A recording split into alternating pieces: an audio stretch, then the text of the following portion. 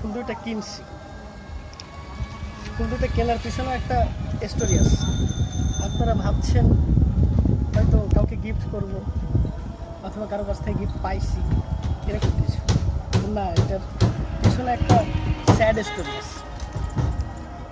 আমরা দুইজন ফ্রেন্ড রাস্তা দিয়ে হাঁটছিলাম, তখন দেখি একটা মেয়ে, তার হাতে কিছু ফুল আছে, ফুলগুলো একটু শুকিয়ে গেছে, সে এটা নিয়ে বসে বসে কাঁদতেছে।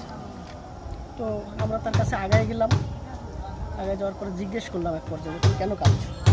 তো তার চোখ দেখালো, চোখে এখানে একটা ব্যান্ডেজ করা আছে। সে বলতেছে যে এখানে খুব যন্ত্রণা হচ্ছে, এই জন্য আমি কাঁদতেছি। তো পরে বললাম যে তো এই অবস্থা তুমি এখানে রাস্তায় কেন। তো বলতে ফুলগুলো শুকিয়ে যাবে, তো বিক্রি কালকে আর বিক্রি হবে না। মেয়েটার বয়স কত হবে, 5 থেকে 6 বছরের একটা মেয়ে।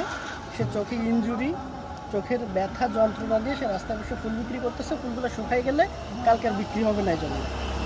তো এসব মানুষদের দেখলে আমরা আমাদেরকে নিজেদেরকে স্যাড মনে করি, দুঃখী মনে করি।